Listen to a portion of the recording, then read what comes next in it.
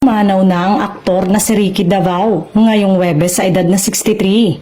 Muling nagluluksa ang buong industriya ng showbiz sa pagpanaw ng isa sa pinaka ginagalang-galang at minamahal na aktor ng bansa. Si Ricky Davao na pumanaw noong Huwebes May 1 sa edad na 63 noong 2024 nang mabalitaan siyang may iniindang malubhang karamdaman ngunit nananatili itong pribado.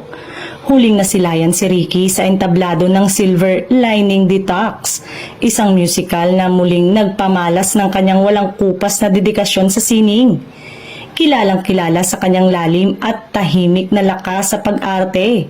Si Ricky Davao ay hindi lamang umantig sa puso ng kanyang mga kasamahan kundi pati na rin sa mga milyong-milyong tagahanga.